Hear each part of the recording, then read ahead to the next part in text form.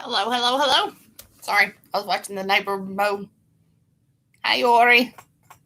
How are you? I see a bunch of the numbers up there. So if you're not able to comment or can't, hey, Pebbles, if you can't find the place to comment, try subscribing and then coming on. Subscribe to my channel. Tired. I'm really, really tired. Sorry. Really, really tired. It's been a long week. Hey, Vincy Lou Who. Nina, remember what I told you?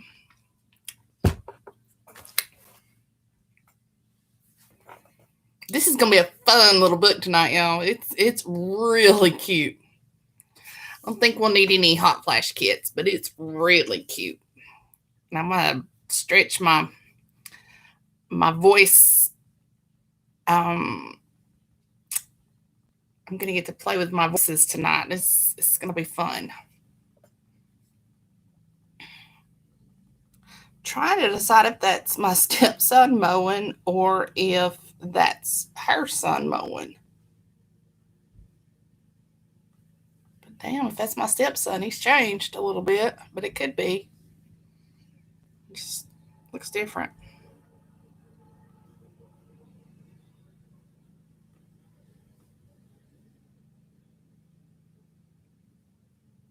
How's everybody doing? You had a good week?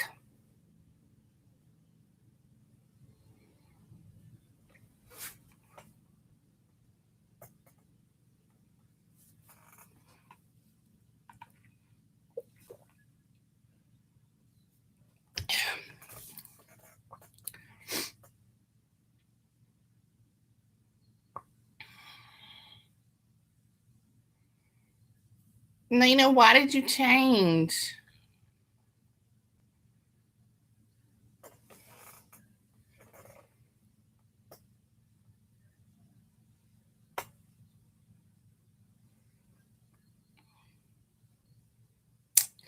Yeah, I was just sitting out on the deck, enjoying the shade with a fan on, and could have taken a nap.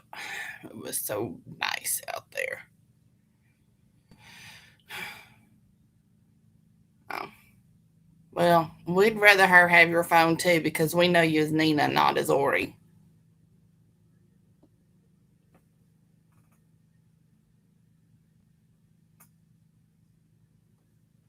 It's got to be him. There's no other vehicle over there. Alrighty. It's Florida. Don't you expect it to be hot?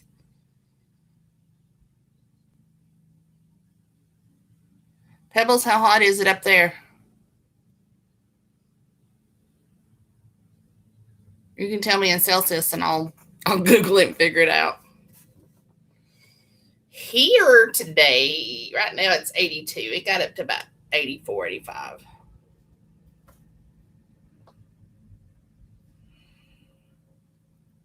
The humidity's a little high though down here. I can't believe your payment bucks up there though, because it looks like it would be worse for the winter than it is for the. Oh wow, it was hotter there than it was here. Dang. I despise winter. I would move to Florida be with Nina before in the July before I would move up there with you in January and February. I can't handle it cold. Cannot handle it cold. Not even a little bit.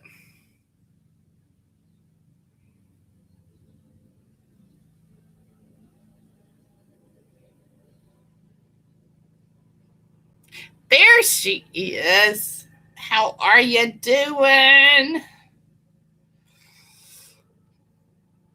Yeah, you won't hear me complain too much about it being hot. I mean, yeah, because I will bitch and moan and groan about 30 and 40-degree weather um before I complain about it being 95 to 100. How hot was it there, TA?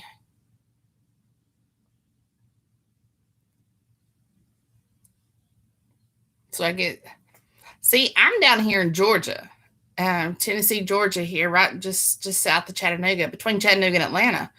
And it was 82 here right now. It got up to about 84, 85, maybe 86.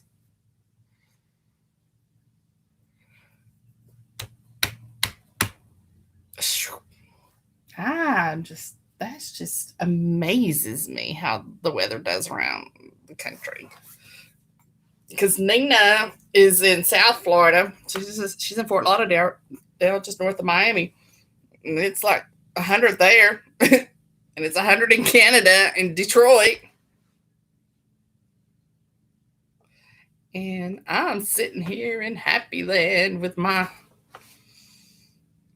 mid 80s. All right, ladies, are you guys ready for a sweet, cute little book? Now then, it is a short book. TA, do you have anything, any certain place you want me to stop? Or do you want me just to read until I find a good hook? Because I'm really good at finding hooks. So,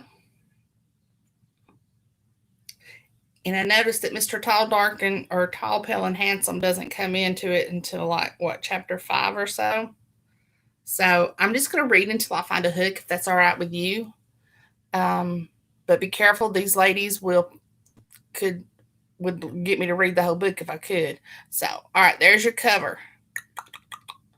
And the hooded one in the back, if you can't tell, is holding a bloody knife. So, and it's not anything, it's just trust me on this one. I say keep an open mind, okay?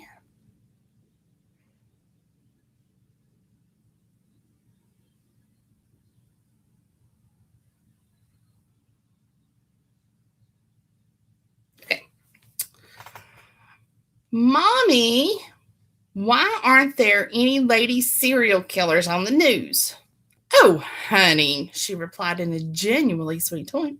That's just because women aren't stupid enough to get caught. What? Let me guess. You were expecting a different reply than that, right?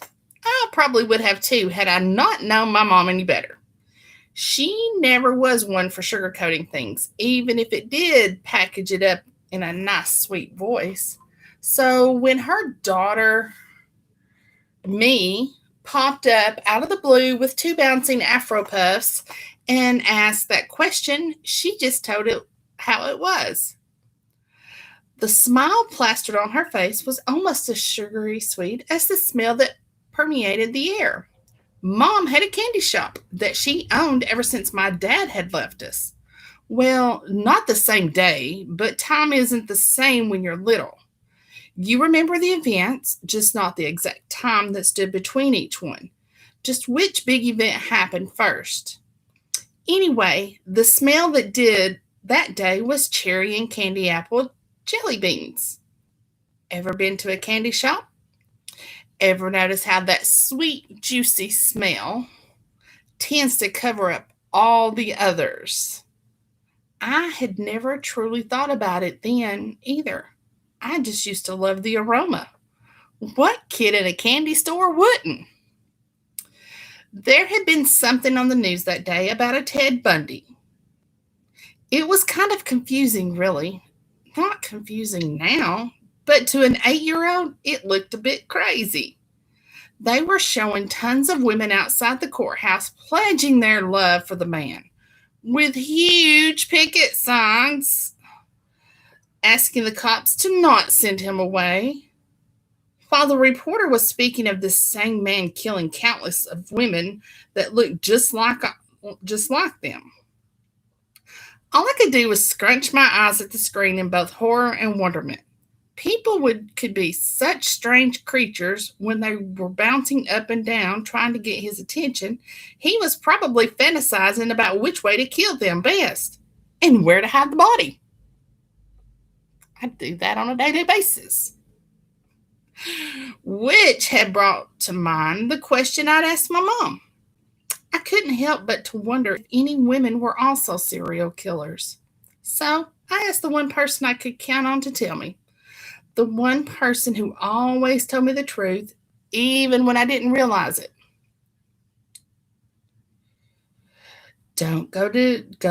Don't go down in the cellar, baby. There's a boogeyman down there and they don't like kids very much. Or only special grown-ups can go down there. This one really gave me a headache. While while most moms would say, I'll tell you just as soon as you're old enough, Mom would say, I'll tell you just as soon as I know if you have more of a me in you than your father, or the other way around. Oh, and this one too. An apple a day will keep your magic at bay, if you have any. The last four words would be muttered with so much sadness it made my heart ache for her, until I found out what what the hidden meaning behind them. It was my 25th birthday when I finally learned the truth of it all. Mama had decided to throw me a birthday party at the candy shop. That seemed more like a wake than a celebration. Not only was the mood melancholy, almost everyone was dressed in black and had somber expressions plastered on their faces. To top it off, no one, including the few friends that I had, brought any presents.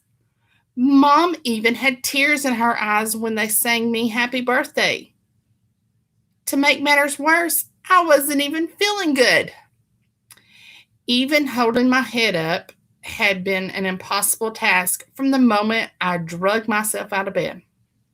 The rest of body was being attacked by pins and needles from the inside. And walking, it was like walking through a thick fog, but my own private one. Everyone else seemed to be speeding past me, laughing, talking, smiling, simply enjoying life. I walked to the candy shop, and it seemed to take an entire lifetime to get there, even though it was the shopping center off of Jefferson, right in front of the townhome I stayed in. I don't even remember putting my head on the doorknob when it opened, but I for sure remember the ringing of the bell echoing in my head so loud I didn't even hear my mom talking to me until she must have called my name several times, which was evidenced by the look of sheer irritation that was plastered on her face. All I managed to respond with was a, huh? Are you feeling okay? The way she asked it kind of made me wonder which answer she was hoping to hear. When I thought about the party she was preparing for me, I lied through the teeth I had left. Two had literally fallen out when I brushed them that morning. I'm fine, Mom, I told her while being grateful for the fact that the ones that fell out weren't from the front. I sat down at one of the tables as carefully as I could, doing my best to not look like it felt like my bones were breaking from the effort. What are you doing here so soon anyway? I barely registered her words as she went about turning on the display lights, not only because of how I was feeling, but also since her usual skip was absent from her step. Before I had the chance to ask her, it was she that asked me, Are you feeling okay today, dear? Noticed any changes? That last part had my eyebrows touching my hairline. My mind wouldn't let me worry about my mom's quirks right then, or lack thereof. So I just lied through my teeth again and told her, No, I'm fine. Probably just need some more rest. There wasn't any use in getting her worked up over nothing. I figured I'd feel better by the time the party started. Her shoulders slumped down even further on that response. Did the woman want me to be sick? Trying to figure out what was up with her made my head swell that much more. Jeez. Okay, I'd have been in a panic when I brushed my teeth and my teeth fell out at 25. Instead of just sitting around there going back and forth from feeling like a trapped in a sauna to be caught in the walk-in freezer, I decided that I'd take the day off since I was supposed to be off anyway.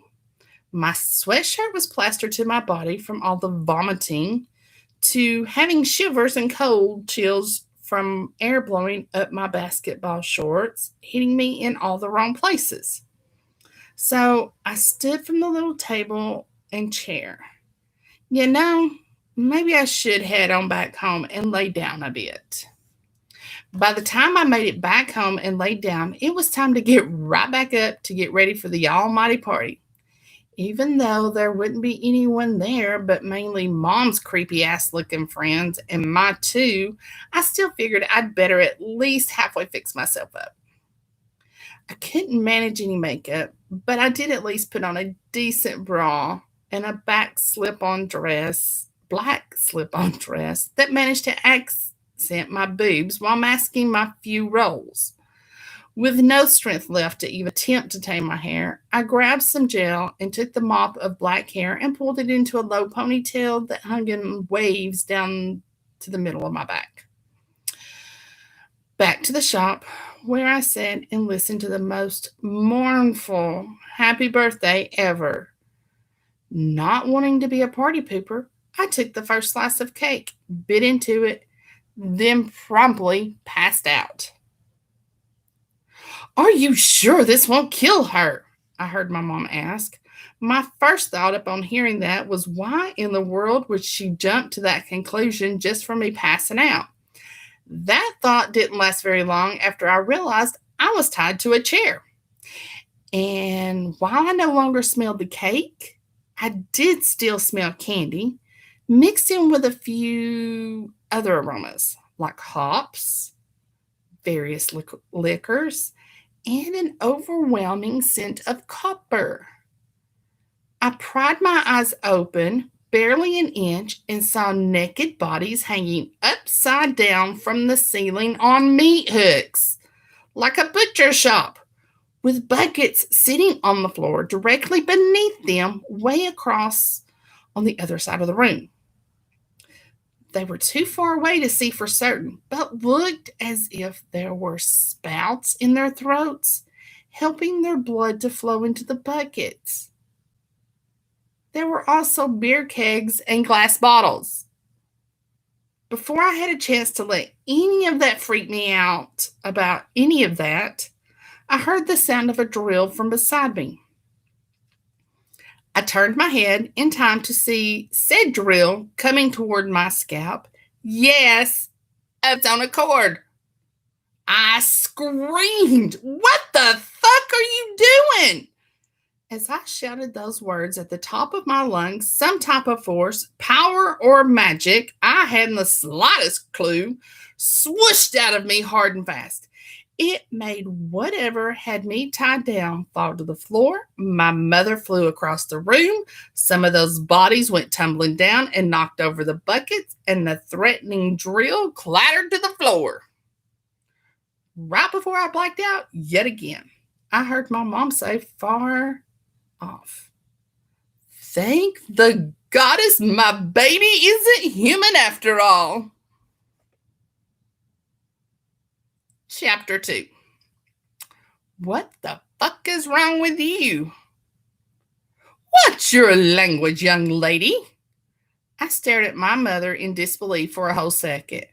My language? You were just about to drill a hole in my head, I shouted. My eyes then focused on our surroundings, since I was pretty sure at that point she wasn't going to kill me. And what in the world is going on down here? I thought you ran a candy shop, not a butcher shop.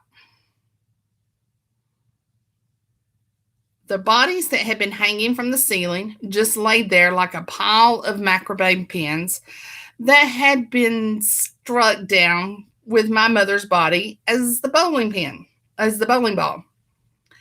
I was getting ready to hammer her with 1,001 more questions, mainly to distract myself from whatever it was I had just done. Before I had a chance to ask her anything, my mother's spoke first, and no, not to answer me. Easy, Liza. Either shift or go catch a mouse. I was going to foolishly ask why she had called out my best friend and her mom when the only things I had saw breathing and walking around were the two cats that always hung out back. I didn't even have a chance to be curious before both cats stood on their hind legs and stretched way further than they should have been able to. All I did was blink, and where once stood cats were two vixens I loved and thought I knew. Liza actually licked the palms of her hands to slick her long blonde hair back into a ponytail. Liza, stop doing that. Do you want hairballs stuck in your throat again?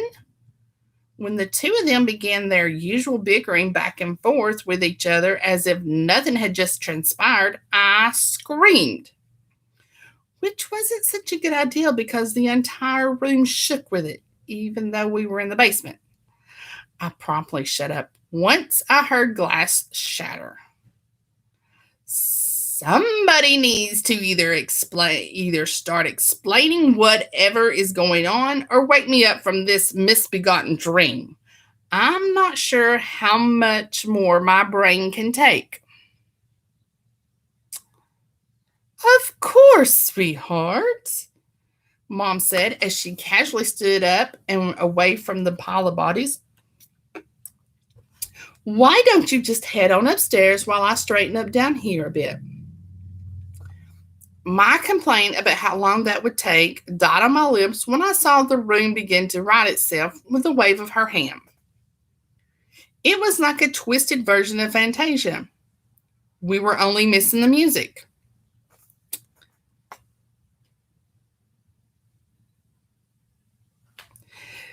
Tell the woman one more thing will probably make my brain snap. So what does she do? One more thing. I said more to myself than anyone else. Apparently, I didn't speak low enough because I heard Liza laugh under her breath, so I directed it right at her. I don't see anything remotely funny here, Liza, or should I start calling you Puss in Boots? Liza seemed utterly confused for a moment until Easy nudged her to look down and noticed she was indeed wearing a pair of knee-high combat boots. While Liza was busy having her aha moment, I pictured being upstairs in the candy shop where I only hoped that things were still normal. Once again, I blinked, which I was learning had become a very dangerous thing for me, because when I opened my eyes, that's where I was at. Upstairs, in the candy shop, freaking out, no explanation on how I'd gotten there.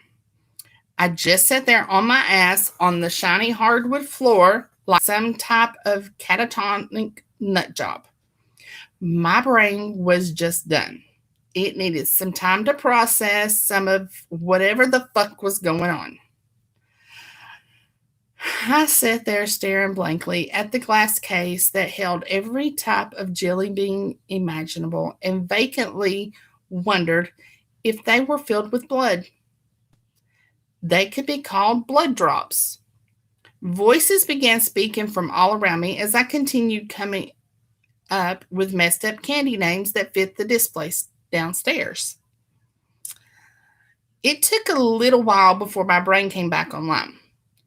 That same noise that woke me up before brought my brain back online this time too. I didn't know if that was precisely a good or bad thing. Could I have been any more confused? With another burst of whatever it was that first time, I knocked just the drill this time, or so I thought, when it landed the thud as a lot louder than it should have been. Keep that thing away from me. Why are you literally trying to drill a hole in my head? What truly threw me for a loop was the disembodied voice that was all too familiar when it said, "Watch your tone when talking to your mother, young lady." Great! Now, to top it off, I'm hearing voices. I hadn't realized I said that out loud until the disembodied voice spoke yet again. Oh, Puddin' Pop, you're not going crazy, just on information overload since someone here, as usual, decided against listening to me. Dad? That settled it. Either I was somehow stuck in the most thorough, elaborate hallucination ever, or option two, I needed to go ahead and grab a straitjacket and check myself into the nearest nut house. At that time, those were the only explanations that made any sense. By then, I was also like, fuck it. May as well run with it. Are you a ghost? I asked the voice as I looked around expecting to see a tall, dark-skinned man that both looked and sounded just like Idris Elba. And I never can say his name right, so just excuse me. Just Mr. Hot and Sexy. Which was eerie as hell since it had no visual to go with it. Not scary. Echoing off the walls kind of eerie. Just weird that the fuck is going on kind of eerie. He had the audacity to laugh at me at my very serious question.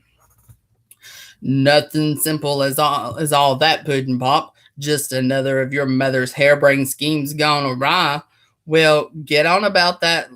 We'll get on about that later when the rest of us has settled in. Then he tacked on, you've no idea how good it is to actually be able to talk to you and be more than just a fly on the wall of your life. I don't even want to think of all the percussions that comes with that one little statement. Matter of fact, I stood and dusted myself off, silently wishing I hadn't worn a dress and feeling just a tad bit hungry. All of this is just too much. I walked past everyone towards the door. Where are you going? Seriously? Don't you want answers or something? Seriously? Don't you want answers or something? You haven't even had cake yet. I know you're hungry after all this. Quiet! I shouted at all them. I'm going home and going to bed. Then I'm going to wake up and this whole nightmare or dream or whatever this is will be over. Then I did something incredibly stupid. I tried that transporting thing or whatnot and tried to get home the easy way, only to learn the true meaning of being careful for what you wish for. I ended up standing in front of the McDonald's on 8 Mile, which was adjacent to the small police station, just as a couple cops walked out the door with bags in hand, which they promptly dropped once they laid eyes on me, and my dress apparently had made it with me.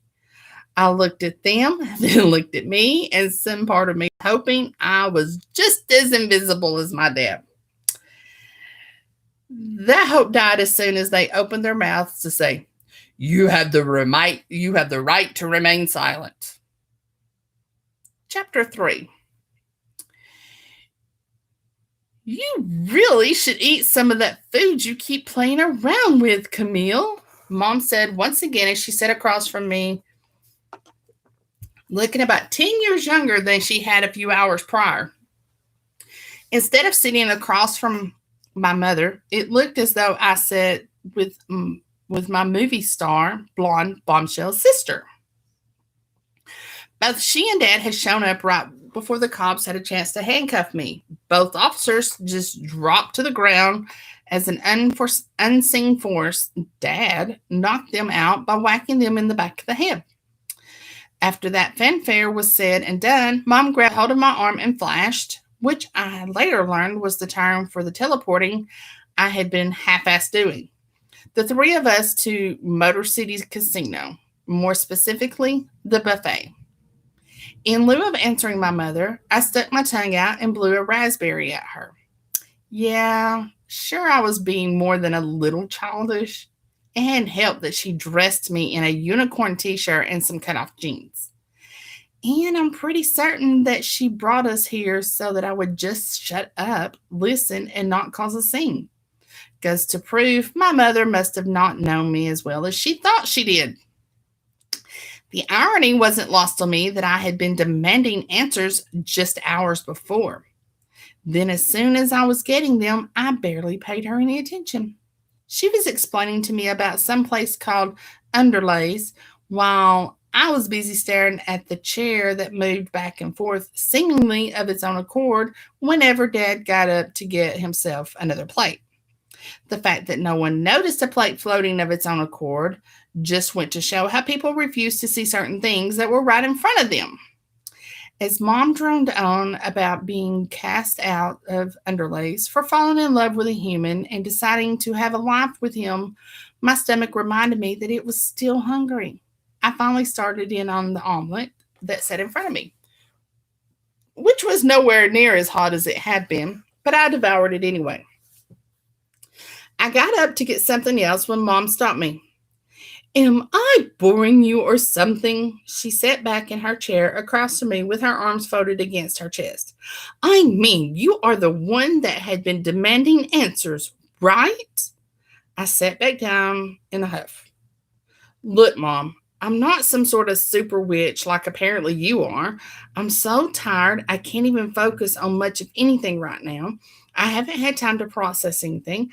I couldn't even take a nap on the so called ride over here after being smacked down with one thing right after another like a pile of dominoes.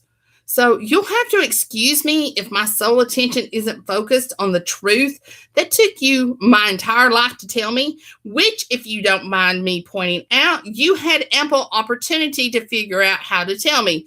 You even had time enough to write it in a friggin' book.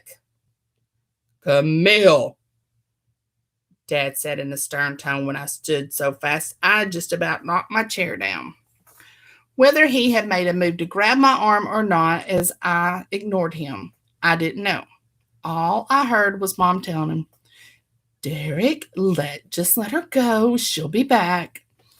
I left my mother at the table looking like she was talking to herself to go find something else to eat that hadn't been sitting so long it looked more like props for an Instagram pic than something edible. Once again, I stood in the wrap-around line waiting on another omelet. This one I was determined to eat while it was still nice and hot. I must have dozed off for a hot second because one minute I was standing up straight with my mouth watering, and the next I literally fell into the arms of the most beautiful man I had ever seen. I usually despise pretty boys, but he held me up from behind, his arms under mine in a very unromantic pose. My head was against his chest as I awkwardly looked up into his porcelain sculpted face, chiseled chin and all. His eyes were one of the most mesmerizing deep sea blues I had ever seen. It took me a while to realize he was forming actual words. I was too busy staring at those thick, juicy, meant for kissing lips of his. When the fog in my brain finally lifted and I heard him say, Are you okay? I just about melted at the sensuality in his baritone. Are you okay? The moment was interrupted when an older lady behind him began complaining. Can you step up and stop holding up the line? He let me go then, and I noticed the line had moved up quite a bit, and there was a huge gap between me and the person ahead of me.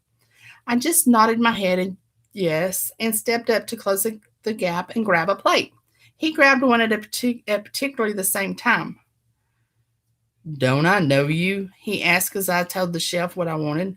Not trying to sound corny, but you do look familiar. As badly as I would have liked to say yes, I answered the truth instead. No, think I'd remember you. You work at that candy shop, right? He asked. Oh, maybe he had seen me, but still. Yeah, it's actually my mom's shop, but I think I'd remember seeing you around. I was about to go inside, but I ended up getting a call and had to run. But I did see you through the window, and you have a beautiful face that is pretty unforgettable. His flirting may have been corny as hell, but it still had heat rush up my body. If that's what it was, I was so exhausted at that point, I wouldn't have been surprised if I had hallucinated him. I was brought out of my reverie once again by the old lady behind him. Could you young people grab your food and get out of the damn way? Go find a table or a corner and get in it. She grumbled something else under her breath, but I didn't bother trying to hear what it was. I was afraid Mrs. Grumpy would have whacked me in the head with one of the thick plates they had. We both grabbed our plates and walked away from the station. I turned to make a bold move and asked if he was here if he was here with anyone, totally ready to ditch my parents and sit with him. But when I turned around to ask him, he was gone. I looked around to see which way he had went, but there was no trace of him whatsoever, like he'd never been there. I really need some sleep. I mumbled more to myself than anyone else as I sat back down at the table after filling up my plate with more food to go with my omelet that still had smoke wafting from it. I managed to take a whole bite before my mother reached across the table to grab my hand. I'm sorry. The sincerity in her tone made me wish it were really that simple to forgive her. Why don't you just come home with us tonight and sleep in your old room, and we can talk more in the morning? When all I did was look forlornly at my food and might have even whined a bit, Mom sighed. You can bring it with you and eat it in your room. That almost brought a smile to my face. That woman hated for anyone to eat anywhere besides the kitchen or dining room. What about my drink? She sighed again. You'll have an ice cold 2 liter waiting in your room. Fine. And then we were gone. Mom was true to her word, but I was so exhausted I fell asleep in the middle of my third bite. I woke up with it still in my mouth, and yes, I ate it. There was no shame in my game, especially since there was no witnesses. I thought that when I woke up, I'd at least feel like a different person or something, but I didn't. All I felt was hungry, pissed, and confused. Well, seems as though Sleeping Beauty has finally awoken. I nearly jumped out of my skin when I heard my dad from the doorway. Whether he noticed or not was beyond me, since I couldn't see his expression or any other part of him.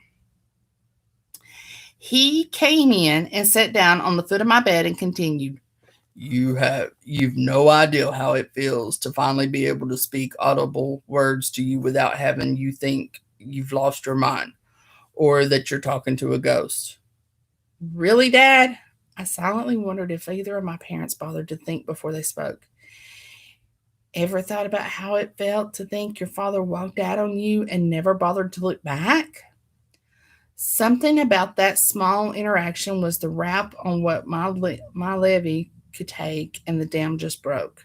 I became nothing more than a nonverbal, heaving pile of waterworks. My dad grabbed me, and for the first time in a long time, held me in his arms. The mixture of emotions that ran through me had me crying that much harder. Rage, pain, happiness, sadness, wonderment. But regardless of all of it, I sank that much deeper into his embrace, glad to have my dad back with me, whole and alive, and knowing that he did love me. There was more than plenty of time to be pissed at him later. Right then, I was just glad to have him. Even though I couldn't see him, he was still the same dad I remembered and dreamt about. We sat like that for so long that I ended up drifting right back off to sleep. Dad must have tucked me in just like he had done when I was little. I was so constricted I could barely even move. After a few tugs, my powers came online right as I tugged again, and I fell to the floor. On top of a on top of a screeching cat that immediately shifted into a very naked Liza. What are you doing here, and where are your clothes? Not like there's any humans here, she said halfway up as I climbed off of her, boobs prekier than a porn star's. Shouldn't you ask if I'm okay? Sorry. That whole scene just hit me wrong. You crushed my tail with your knee. First of all, I'm still getting used to all of this madness. I didn't know what else to call it. Magic seemed too light of a word since there was much more to it than that. It's not every day a person learns they aren't even human. Well, you are half human. And my dad is completely human, so how about you put some clothes on? Oh, yeah. Liza said as she stood, sounding completely surprised. I forgets all about him. Not like I can actually see him or anything.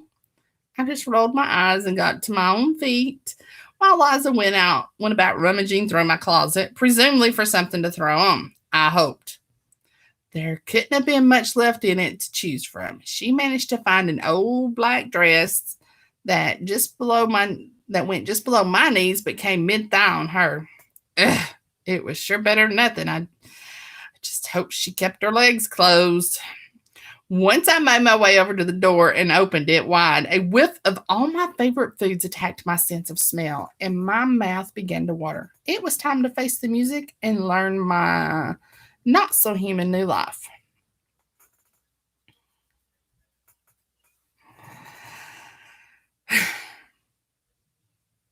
Forgive me yet? Mom asked again. Chapter 5. After explaining to me about underlays, the realm we truly came from that belonged to all magical creatures that I thought only lived in books and movies. Apparently, she had been cast out for falling in love with a human, my dad, who lived in underlays as a volunteer vampire donor. His own family had served a particular vampire family ever since slavery times, treated as equals even before underlays had been created. While most factions were open minded in all ways, witches weren't, at least not around that time. When King Sundiata had been in charge, witches were practically banned from consorting with other factions.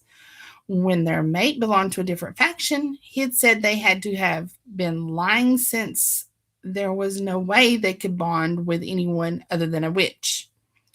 Not in his messed up mind anyway. TA, sometimes you'll learn I have really big issues with some words, and some words just roll off my tongue. And that word will come to me later. And she had been banished. There was a portal in Belle Isle, which is how they ended up living in Detroit, Michigan. Which also led to the reason my dad was an exact replica of the Invisible Man. They had given $10,000 cash, an amount that didn't go too far even back then. Mom and Dad made out just fine when it was just the two of them. Dad was able to get side jobs that helped to make ends meet. But being a black man with no formal education and fake credentials, he wasn't able to get anything that paid much over minimum wage. Mom probably would have fared better, but she didn't have any real skills beyond magic, and she was forbidden to use that in front of humans. With just the two of them, a studio apartment was just fine, and then they had their own form of transportation as long as Mom knew where they were going. But when they learned they had a kid coming along, they decided to take a Robin Hood approach to the problem at hand. Being on their own and with very limited resources, it seemed like the perfect solution at the time, especially with the magical twist that they added. Mom could go out with the rich men and allow them to take her back to their place. No kissing or sex allowed, of course, while Dad would rob him blind. The invisibility spell was a temporary one until they used it one too many times when I was 8. Then it was bye-bye daddy. Without being allowed to tell her human daughter anything about magic, the best explanation Mom came up with was to just tell me he disappeared. From then on, I just assumed that meant he had left us. Forgive you, Mom? We still sat at the breakfast room table. I had been right about all my favorite foods. There had been a full feast waiting for me once Liza and I had made it down the stairs. After I'd had my fill and Mom started talking, Liza shifted back to the cat and made a run for it out the little cat door. You're really awful at explaining all this mess, like why you had Dad trying to drill a hole in my head on my birthday, I said with as much disdain as I could muster. Oh, that. She had the nerve to smirk a little. That was just a scare tactic to jostle your powers. At my blank stare, she rebuffed with, "It worked, didn't it?" I sat back in my chair and crossed my arms. And if it hadn't, what then? Were you going to lobotomize me? There have been some cases where that did help witches tremendously to bring your powers back online. But usually that isn't needed since the fear of it triggers a protective mechanism and the magic releases itself, like with you. Mother, she said so proud and smugly, I could barely believe it. In case you guys haven't noticed, I am channeling a little bit of Bewitched and the mother on there and Samantha. I don't know why. That's just the mother I have in my head.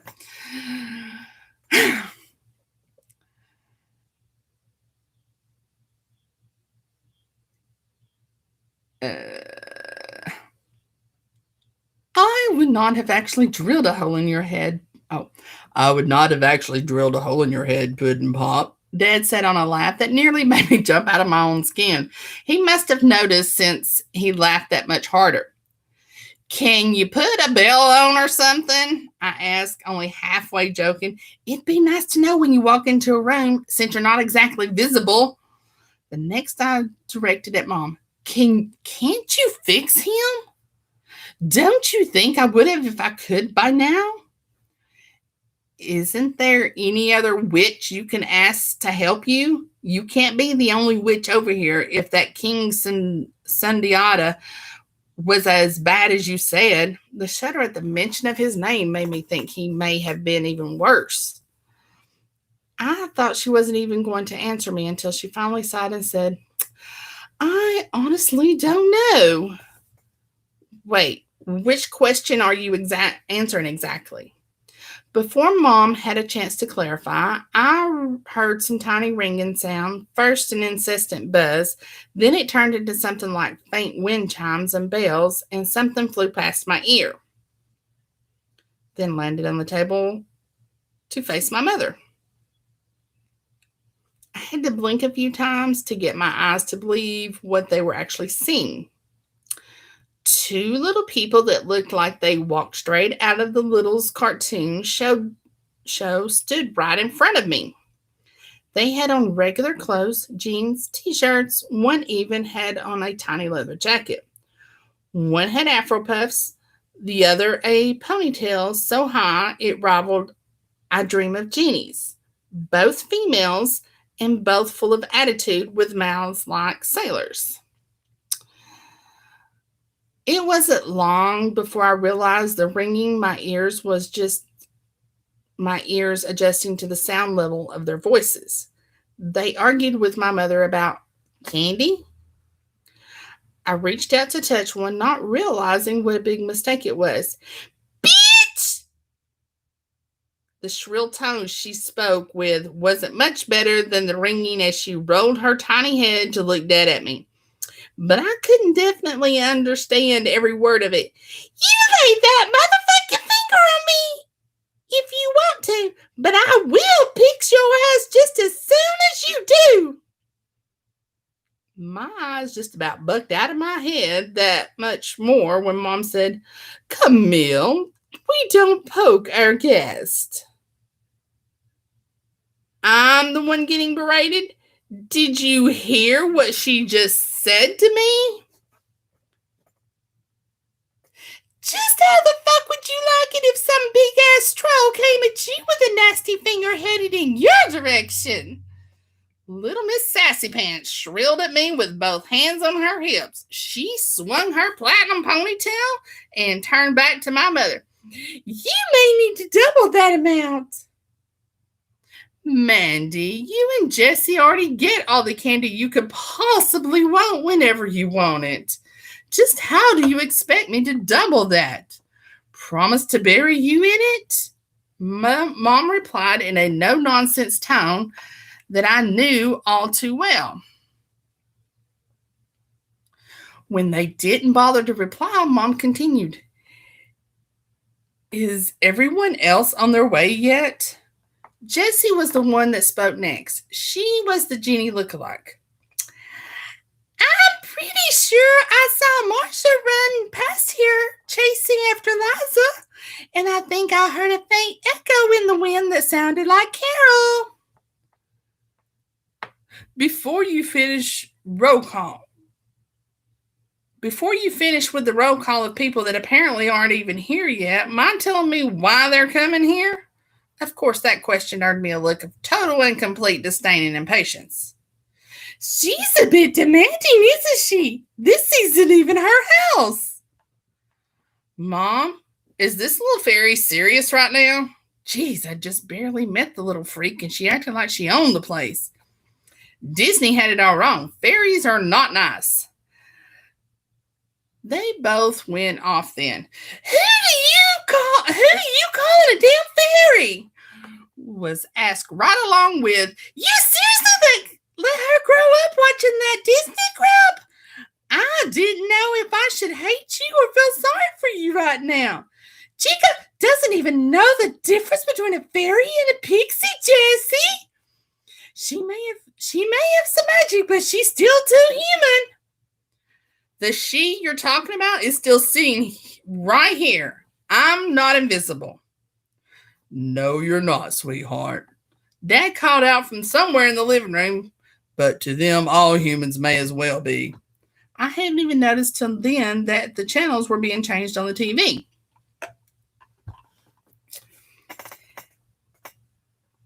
Is this insanity my new life now? I asked myself as I stood from the table. No one even paid me any attention, so I decided to just get up and get some air. I was too afraid to go anywhere in public until I learned just what I was capable of, so I headed to the back door instead. Big mistake. As soon as I stepped outside, I saw this giant wolf-looking dog attack Liza, who was still in cat form. Right before I screamed and ran to help her, they both shifted into two very naked females rolling all across the lawn. I couldn't tell if they were playing, fighting, or fucking. Instead of waiting around to find out, I decided to take my chances with the teleporting thing and ended up right outside of the Jellybean shop. Gratefully, it was still early and no one noticed me. I was even more grateful that I wasn't completely naked, especially as I reached into my pocket for the keys to the gate and someone walked up behind me and said in a voice that sent all types of chills up and down my spine, "Fancy meeting you here." I turned to confirm that it was Mr. Tall, pale, and handsome. Clenching my thighs at the instant wetness, I tried to come up with some type of sexy, brilliant reply. The only thing I was about to muster up was a shaky hi, right as I dropped my keys to the ground. This day just keeps getting better and better, I mumbled. And that's where I'm stopping. That's half the book, y'all. So what'd you think? I told you my voices were going to be all over the place.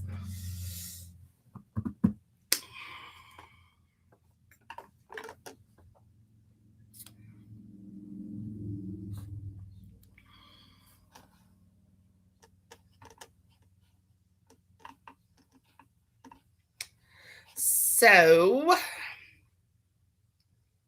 that one strained some voices.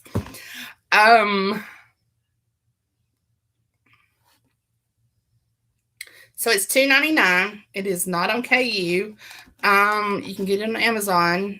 Tia, you'll have to tell them if there's anywhere else they can get it. But I know you can get it on Amazon. It is the 12th book in the Candy Shop series. So if you guys have been following along with that, it's the same publishing people that did the cookie or the Donut Shop series. The Donut Shop series. So,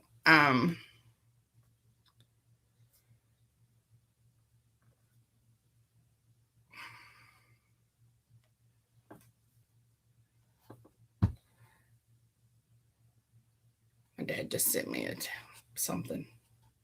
Oh. Well, that's nice. And that's it for the week, isn't it? Yay. Okay. So next Tuesday, we have Carnal Knowledge by another TA. No, by Rachel. Rachel Tamayo. Let's see.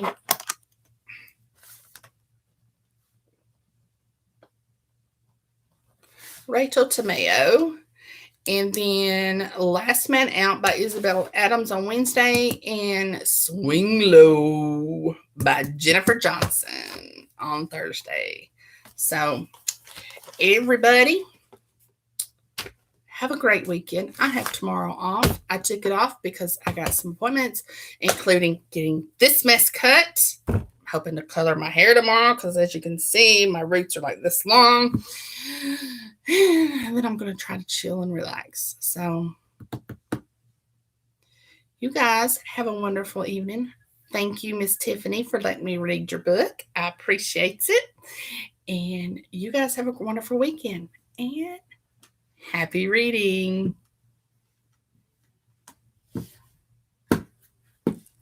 My mouse died. There we go.